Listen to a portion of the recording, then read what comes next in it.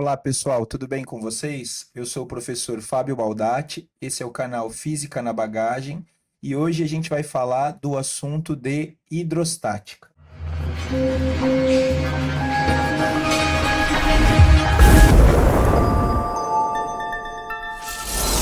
Na hidrostática, pessoal, que é o estudo dos fluidos em equilíbrio, existem dois conceitos muito importantes. Um deles é o conceito de massa específica e outro é o conceito de densidade. Importante dizer que eles são muito parecidos na sua forma estrutural. A densidade é o que me permite estudar a flutuabilidade dos corpos. A massa específica já não. A densidade, ela considera os espaços vazios e a massa específica não. A densidade, ela considera a massa do corpo e, além disso, se for um corpo oco, eu vou levar em consideração o volume dessa parte oca. Se tiver massa, também vou levar em consideração a massa dessa parte oca. Já a massa específica é um conceito que tem a ver com a substância que constitui aquele corpo. Então, eu preparei um resuminho aqui para a gente acompanhando no texto e ir montando os nossos esquemas matemáticos, os nossos lembretes. Vamos lá, então? Como vocês podem ver aqui, a primeira coisa é entender o nome do que a gente está estudando. Como eu disse no início do vídeo, a física considera fluidos aquilo que a gente chama de gases e líquidos. E a gente está estudando a condição de equilíbrio destas substâncias. Se a gente pensar em corpos homogêneos, a densidade permite que a gente estude como a massa está distribuída num dado volume. Ela é uma característica do corpo, ela permite estudar a flutuabilidade dos corpos e eu tenho que considerar os espaços vazios. Portanto, quando eu for fazer a formulação da densidade, que a gente denota como Dzinho, vai ficar assim: esse Dzinho de densidade vai ser a razão, a divisão entre a massa pelo volume. Agora, em termos estruturais, a gente vai perceber que a massa específica, que eu denoto como mizinho, que você está vendo aí, também é a razão da massa pelo volume. Aí você pensa, bom, professor, qual é a diferença então? A diferença é que a densidade a gente vai considerar a massa do corpo e o volume do corpo, enquanto a massa específica é uma característica da substância que compõe esse corpo. Aqui, se o corpo for oco, eu não vou considerar os espaços vazios. Então, a gente está falando da massa da substância, e não a massa do corpo, e o volume da substância. Então, isso já permite com que a gente faça a distinção, onde densidade vai ser a característica do corpo e a massa específica vai ser, como o próprio nome já diz, uma característica específica das substâncias. Perfeito. Toda vez que a gente estuda uma formulinha, a gente costuma fazer o que os professores de física chamam de análise dimensional. E aí eu vou fazer o seguinte: o estudo das unidades de medida a gente vai fazer da seguinte forma. Eu sempre costumo deixar duas lacunas. A primeira lacuna tem a ver com aquilo que eu vou chamar do sistema padrão internacional, né? A gente chama isso de SI, Sistema Internacional de Unidades. E aí o jeito de verificar a unidade de medida é assim, né? Se a formulinha é uma divisão, a unidade de medida também será uma divisão. Então, unidade de massa é quilograma, enquanto a unidade de volume é metro cúbico. Isso no sistema internacional. Mas existe um outro sistema, por isso que eu vou deixar uma segunda lacuna, que é aquilo que eu vou chamar de sistema usual. E aí a mesma coisa, formulinha divisão, permanece então a divisão. Só que agora eu vou usar o sistema que melhor, que mais for conveniente. Então, se eu estiver falando de substâncias pequenas, não vou falar em quilograma, eu vou falar em grama.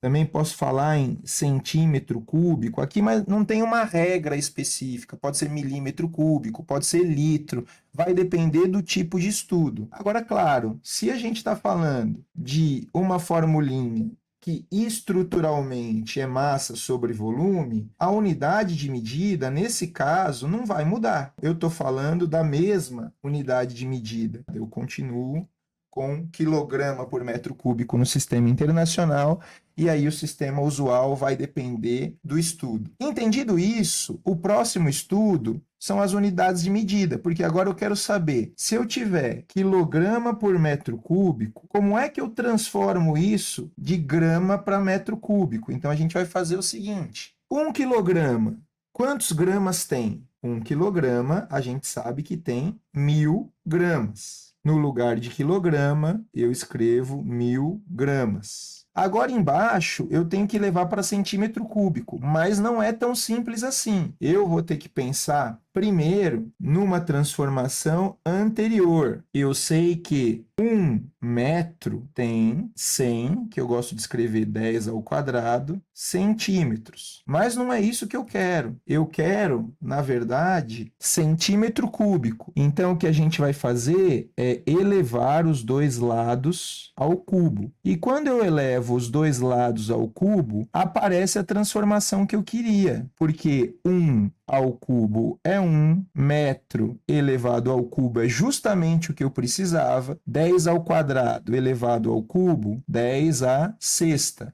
e centímetro ao cubo, centímetros cúbicos. Pronto, eu acabei de perceber a relação que eu precisava. Eu precisava saber essa transformação aqui, ó. E agora, com isso, eu posso substituir no valor que eu tinha antes. Então, no lugar de metro cúbico, eu vou substituir 10 à sexta centímetros cúbicos. Em cima você está vendo 1000 gramas, eu vou escrever no lugar de 1000, 10 à terceira gramas. Embaixo a gente já viu que deu 10 à sexta centímetros cúbicos, e aí eu cheguei na unidade que eu queria demonstrar. Basta fazer essa continha aqui, 10 à terceira dividido por 10 à sexta, 10 elevado a menos 3. E a unidade que sobrou aqui é grama por centímetro cúbico. Então agora eu consigo entender, a própria conta está me dizendo, ó, multiplique por 10 a menos 3. E o passo inverso eu vou dividir. Com isso, a gente pode estabelecer a seguinte regrinha. Se eu tiver em quilograma por metro cúbico e quiser passar para grama por centímetro cúbico, basta fazer o que essa continha está mandando. Olha lá, está falando para, nesse passo, eu posso multiplicar por 10 elevado a menos 3. Já o passo inverso, aí eu tenho que dividir por 10 a menos 3. Agora, você deve lembrar que na matemática a gente pode fazer isso aqui também. Toda vez que eu tenho um número no numerador, por exemplo, estou multiplicando um número qualquer por 10 a menos 3. Vamos lembrar que sempre existe uma fração aqui embaixo, que o denominador é 1. Então, veja, em cima a gente está multiplicando por 10 a menos 3. Eu sei que eu posso passar esse cara do numerador para o denominador. Eu posso jogar ele aqui para baixo. Mas se eu jogar ele aí para baixo, ele troca o sinal do expoente. Então ficaria assim, ó. Sobra o 1 em cima e sobra o 10 à terceira embaixo. Então, isso aqui está me dando duas opções para essa conversão. Ou eu multiplico por 10 a menos 3, ou eu divido por 10 à terceira. Eu tenho essas duas opções. Aí vai ao gosto do freguês. Eu vou colocar as duas opções aqui e aí vocês escolhem o que acharem mais conveniente. Divida por 10 à terceira ou passo inverso, multiplique por 10 à terceira, que é a mesma coisa que dizer de quilograma para metro cúbico para grama por centímetro cúbico, divida por 1000. E no passo inverso, você multiplica por 1000. É outro jeito de enxergar essa transformação. Tanto faz. Perfeito. Agora, uma outra coisa importante é a gente entender o seguinte: quando eu tenho uma caixa d'água cúbica, ou seja, vou fazer um cubinho aqui, ó, com 1 metro de aresta, a gente sabe que o volume desta caixa é a área da base vezes a altura, então é 1 vezes 1 vezes 1, que vai dar 1, metro vezes metro, que vai dar metro cúbico. Aqui eu tenho o desenho de uma caixa d'água convencional, que qualquer um consegue ver se for numa loja de material de construção. As caixas d'água, elas são padrão, né? Tem as caixas circulares e as caixas cúbicas. E as duas mais famosas, que são as caixas d'água padrão, elas comportam 1.000 litros de água. É importante vocês saberem essa conversão. 1.000 litros, eu posso escrever 10 a terceira litros, porque assim eu ganho mais uma conversão de unidade de medida importante. Eu sei que 1 metro cúbico equivale a 1.000, portanto 10 a terceira litros. Isso é mais uma informação muito importante. Portanto, se eu tiver em quilograma por metro cúbico e quiser chegar, por exemplo, numa unidade de medida que é grama por litro. Para chegar em grama por litro, o que eu vou fazer? Bom, aqui eu já sei que 1 quilograma, quando não aparece nada aqui na frente é porque é 1, né, pessoal? Então, isso aqui não é novidade para ninguém. 1 quilograma tem 1.000 gramas. Agora, de metro cúbico para litro, eu vou ter que lembrar dessa conversão de unidade. Então, isso aqui vai ser bem importante para a gente. Vou até destacar aqui, tá? E aí, eu vou lembrar disso na hora de escrever aqui. Onde está metro cúbico, eu vou escrever 10 a terceira litros, ou seja, 1 metro cúbico, que era o que estava aqui, né? Equivale a 10 a terceira litros. E aí, vocês perceberam que vai acabar fazendo o seguinte, né? Vai acabar cancelando 10 a terceira de cima com 10 a terceira de baixo. O que acontece, então, é a seguinte conclusão. A gente acabou de perceber, 1 quilograma por metro cúbico equivale a 1 grama por litro. Essa relação acaba sendo uma relação de 1 para 1. E isso aqui vira outra conversão entre unidades de medida importante para nós. Então tá aí, turma, um resumo rápido de densidade e massa específica com as conversões mais importantes entre as unidades de medida. Você pode dar um print na tela e que fique claro uma coisa: como a densidade é uma característica do corpo e considera os espaços vazios, já a massa específica é uma característica da substância que compõe o corpo e não considera os espaços vazios, eles são conceitos diferentes, apesar de ter uma estrutura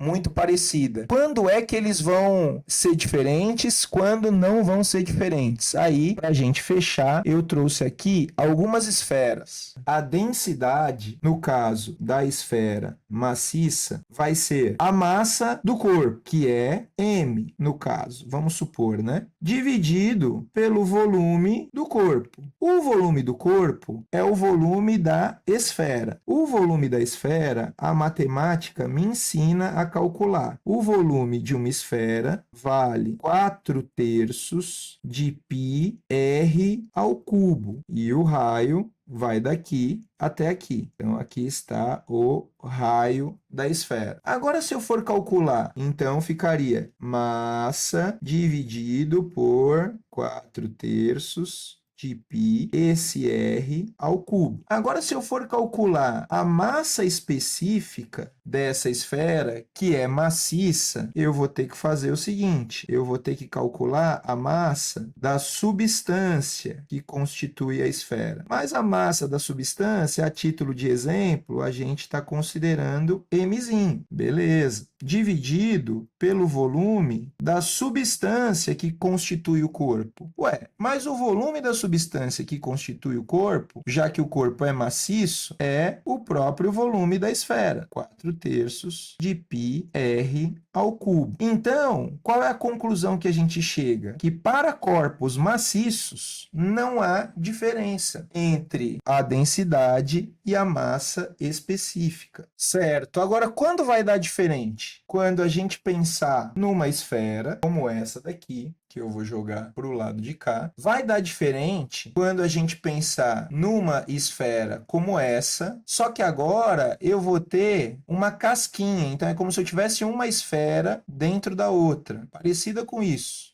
que eu acabei de colocar aqui. Aí a gente vai perceber o seguinte, né? Então, vamos voltar atrás para vocês acompanharem a imagem. Ó. Eu tinha lá uma esfera. E aí eu coloquei uma esfera dentro da outra. Vamos supor que essa esfera aqui, ó, tá? E ela é oca. Se ela for oca, a gente vai ter uma casquinha esférica. Eu tenho uma primeira esfera que está aqui. E eu vou ter uma segunda esfera que está aqui, ó. Eu ainda coloquei uma outra esfera aqui. Se você reparar, eu estou falando dessa casquinha aqui, ó. Essa casquinha que envolve a esfera que é oca, tá? Então, o que a gente pode fazer aqui? Eu já desenhei embaixo, que é para facilitar o nosso entendimento. Já vou apagar isso aqui, acho que já deu para entender. E vou usar planificado, que fica mais fácil da gente entender. Eu estou atrás de calcular em cima dessa coroa amarela, né? Dessa casquinha amarela. E aí eu vou perceber o seguinte, eu tenho planificado uma esfera de raio maior. Esse raio maior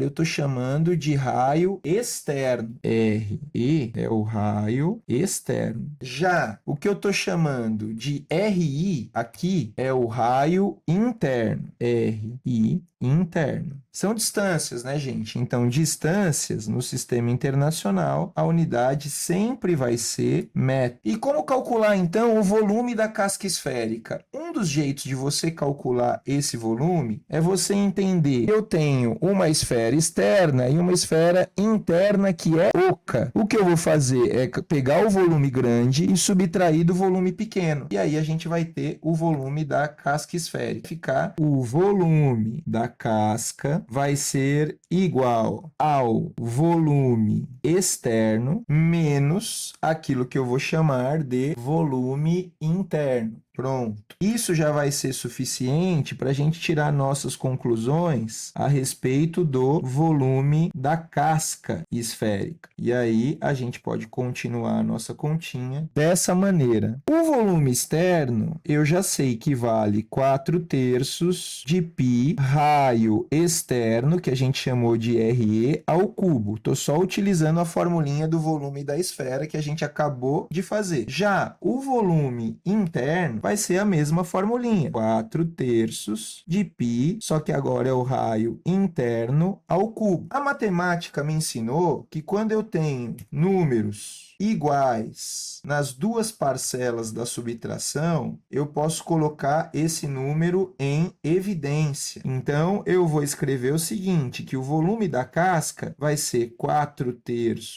de π, que multiplica o raio externo ao cubo menos o raio interno ao cubo. E isso aqui. Portanto, pessoal, se eu tiver uma casca esférica, considerando um espaço vazio, para a densidade, eu vou ter a densidade como a massa do corpo sobre o volume do corpo, que vai dar m sobre o raio da esfera, apenas, da esfera maciça. Portanto, turma, se eu tiver uma esfera oca, ou seja, uma casca esférica com ar dentro, por exemplo, a gente vai ter que fazer, para o cálculo da densidade, massa do corpo, volume do corpo. Então, qual vai ser a massa do corpo? Vai ser tanto a massa da substância da casquinha, que constitui o corpo, mais a massa de ar, por exemplo, aqui dentro. Então, ficaria massa do corpo, que é massa da substância, mais a massa de ar interna, da parte oca. Tudo isso dividido pelos 4/3 de πr ao cubo, porque 4/3 de πr ao cubo segue sendo o volume do corpo. Agora, se eu tivesse que calcular, por exemplo, a massa específica dessa substância, aí na massa específica, a gente teria que fazer a massa apenas da substância que constitui a casquinha, a substância que constitui o corpo, dividido pelo volume dessa substância que constitui o corpo, desconsiderando os espaços vazios. Portanto, a gente ia ficar com massa da substância dividido pelo volume da casca esférica, que a gente acabou de calcular e eu já deixei aqui só para facilitar e deixar arrumadinho para a gente reposicionar. Então, percebam que nesse caso de um corpo, de um sólido oco, eu tenho o valor da densidade diferente do valor da massa específica. Enquanto no caso da esfera maciça, eu não tinha essa diferença. Massa específica e densidade eram equivalentes. Então agora, turma, a gente consegue entender direito a diferença entre densidade e massa específica. Você pode dar um print nessa tela, você pode dar um print na tela anterior, e é isso. Eu espero que você tenha gostado. Eu espero que se